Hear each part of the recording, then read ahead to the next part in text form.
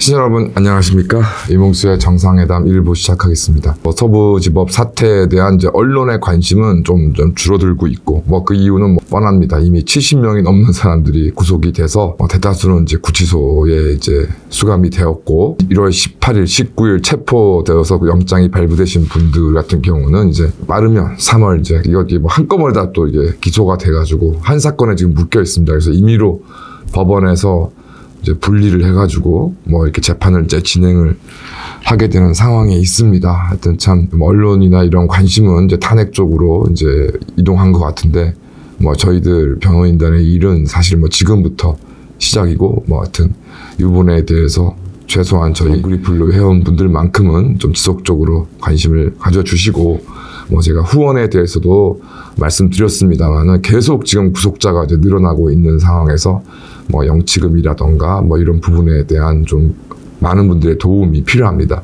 앞서 말씀드린 것처럼 아주 많은 금액은 저희도 원하지 않고 지속적으로 크게 부담되지 않은 금액 위주로 좀 이 사건이 이제 최소 짧아도 아마 6개월 이상 계속 1심이 진행될 것이기 때문에 지속적인 관심을 좀 부탁드리겠습니다. 일부에서는 이제 이거와 관련해서 좀 말씀을 좀 드리겠습니다. 참 보도가 하나 나온 게 있는데 극우와 민주주의의 퇴행을 연구해온 신진욱 중앙대 사회학과 교수가 경향신문 인터뷰에서 흔히 보수가 좀 과격해진 것이 극우라고 착각하기 쉽지만 이념 이데올로기에서 그것들은 원칙적으로 구분된다. 극단주의 중에서도 특히 극우는 평등의 가치를 부정하는 특성이 가장 강하다. 계층, 성별, 인종에 상관없이 보편적 기본권을 보장해야 한다는 목소리에 격렬한 저항과 증오를 나타낸다고 설명했다. 이어 헌법을 위반하고 법원에서 폭동을 일으키면서까지 자신들이 원하는 질서를 세우려 하는 것은 법과 전통을 중시하는 보수와 분명히 구분되는 극우적 형태라고 덧붙였다고 합니다. 서부지법 사태에 관여된 청년들을 타겟을 하고 있는데요. 제가 좀 묻고 싶습니다. 이자한테.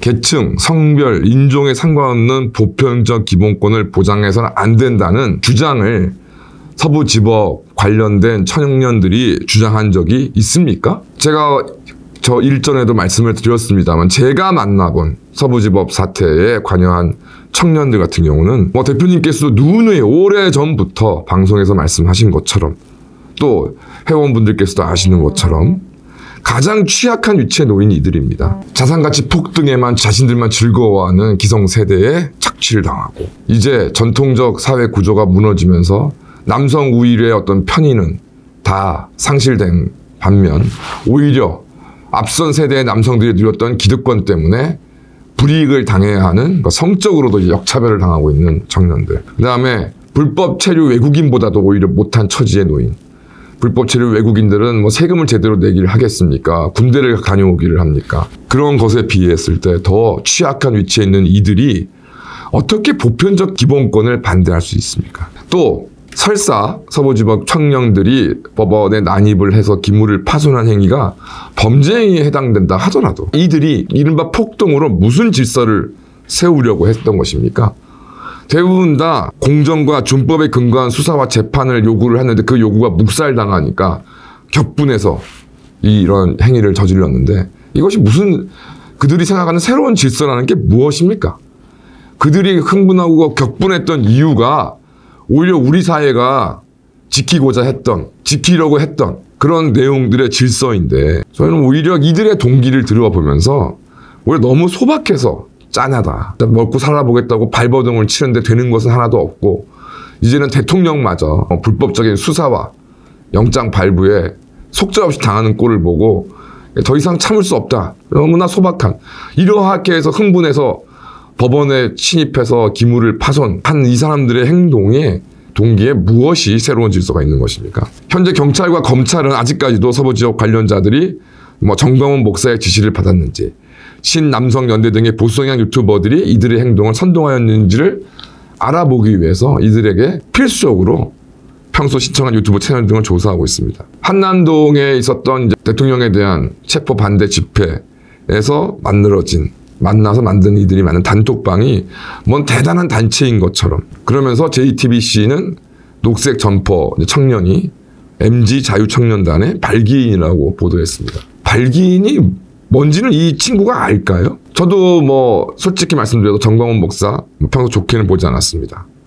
다만 확실하게 저도 확인한 거는 이른바 보수 쪽의 지도자 중에서 가장 많은 자원을 동원할 수 있는 능력을 가지고 있다는 것은 뭐 우리가 지속적으로 확인해 봤습니다. 그래서 여러 차례 탄압을 또 받기를 했었죠. 특히 코로나 때 뭐 코로나 말도 안 되는 그런 방침을 위반해서 뭐 교회 예배를 강행했다는 이유로 얼마나 난리를 쳤었습니까? 근데 지금까지 뭐 정광훈 목사가 건재합니다. 아마 뭐 제가 그 내부 사정을 잘 모르지만 뭐 조직 등의 운영에 있어서 나름의 소신과 진실이 있기 때문이라고 생각합니다. 그런데 기득권 보수 세력은 어땠습니까? 정말 숫골도 어떻게 했습니까? 이용만 해먹지 않았습니까? 사실 뭐 정광훈 목사 뭐 이렇게 저렇게 뭐 뒷얘기를 뭐 들어보면, 대표님 어떻게 들어보면은 정말 필요할 때는 뭐 쪼르르 달려와서 뭐 간도 슬개도 다 빼줄 것처럼 하다가 뭔가 이제 또 볼 일이 끝나면 나는 정광훈 목사를 모로 하는 것들이 이제 지금 숫골 기득권 국힘 정치인들 대다수입니다. 이렇게 기회주의적 보수라는, 허울만 보수라는 사람들한테 이렇게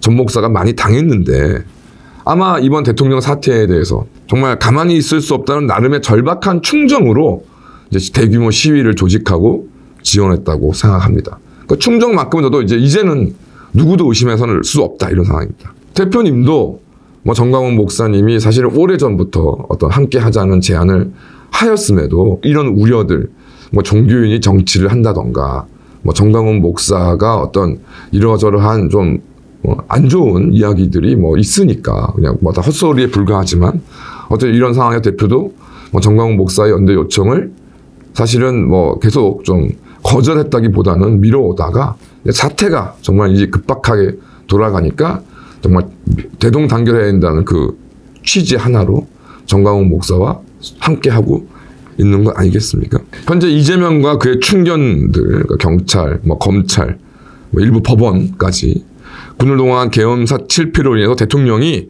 외부에서 내란을 시도하였고 그것이 서부지법 사태의 원인이라고 궤변을 늘어놓고 있습니다. 따라서 여기에 직접 가담한 이는 물론 외곽에서 이들의 울분을 이해하는 입장을 밝힌 황장수 대표 등의 보수 유튜버들은 내란 선전선동, 대통령 관저 앞에서 가고 또 대통령을 접견한, 구치소에 수감된 대통령을 접견한 국민의힘 국회의원들도 내란 동조자, 서부지법 사태 관련자들을 위해서 변호를 자원한 저 같은 변호인단 변호사들도 내란 동조 세력으로 지금 몰아가려고 전체를 일망타진하겠다는 계획을 실행하고 있고, 경찰은 최근의 조사를 통해 노골적으로 이와 같은 의도를 드러내고 있습니다. 대표적으로 이 사람이 군 계엄 사태에서도 또 피의자 신분에 가까운 사람인데, 임경호 서울청 수사본장은 최근에도 내란 및 소유죄 수사는 계속 진행된다고 얘기했습니다. 이 얘기가 이제 이 얘기인 것이죠. 내란 및 소유 혐의로 위로는 대통령, 뭐 밑으로는 쭉 내려와서 서부지법 사태 관여자들, 변호인단까지, 그 중간으로 이제 황장수 대표 같은 사람들까지 다 포함해서 아주 일망타진하겠다는 의도를 거침없이 내비치고 있습니다. 검찰의 소위 내란죄 공소장에 임경호 서울청 수사부장은 광역수사단 수사대장 등이 참여한 단체 대화방에서 각 대별로 언제든 수사에 투입할 수 있도록 경감이야 실수사 인력 20명씩 명단을 정리하고 사무실에 대기시켜달라고 지시했다. 12월 4일 오전 1시 26분께 광역수사단 소속 수사단 24명 등 총 104명이 기재된 광역수사단 경감이야 비상대기자 현황을 보고받은 뒤 이 중 81명을 사무실에 대기하도록 한 것으로 조사됐다. 그러니까 임경우가 스스로도 이른바 내란 사건에 지금 혐의가 있다고 지금 하고 있으니 아마 그 군 내란, 계엄을 통한 내란 사건에서의 자신의 책임을 회피하고자 아주 이번에는 서부지법 사태를 내란죄로 다스리겠다는 아주 의지를 강력하게 낸 게 아닌가 싶습니다. 최근에 존 로크의 뭐 짤막한 편지글을 하나 읽었습니다. 관용에 관한 편지란 책에서 나온 내용인데, 존 로크는 그가 자신과 다르게 생각하는 자들에게는 잔인하고 무자비하게 대하면서 민주주의의 이름에 적합하지 않은 죄와 악덕에 대해서 관대하다면 그가 제 아무리 민주주의의 이름을 크게 외치더라도 그는 자신이 민주주의가 아닌 다른 것을 추구한다고 공개적으로 표명하는 셈입니다. 제가 좀 민주주의라고 좀 했지만 사실은 이제 원문에는 종교, 기독교와 교회, 뭐 하나님 이런 것으로 되어 있지만 민주주의로 바꿔도 뭐 크게 특히 현재에서는 의미가 더 통한다고 생각합니다. 조국과 이재명, 민주당의 온갖 범죄와 탈법이 이제 뭐 한두 해도 아니고 거의 10년 가까이 지금 지속되고 있습니다. 헌법 위반으로 따지면 뭐 대통령은 계엄, 뭐 논란, 계엄이 헌법을 위반했냐 논란 딱 한 번이지만 뭐 이재명이나 조국 같은 경우에는 헌법은 물론이요, 뭐 실정법까지 무자비하게 무시하고 했는데 또 이에 대해서 제대로 재판도 제대로 못하고 기소도 못하고 재판도 하지 못하는 완전히 이 무너진 사법 질서의 울분을 잘못 표출한 것이죠. 서부지법 청년들이.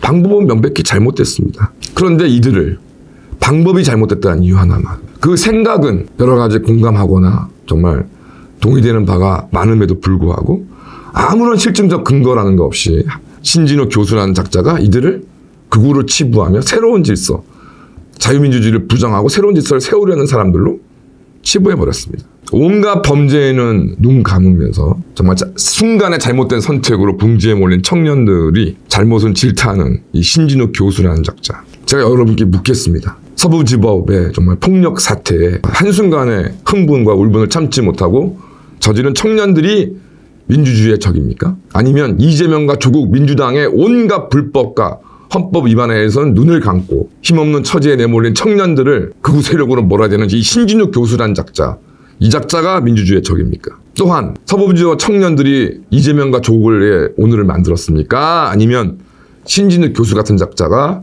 이재명과 조국을 만들었습니까? 여러분께서는 답을 아시리라 생각합니다. 감사합니다.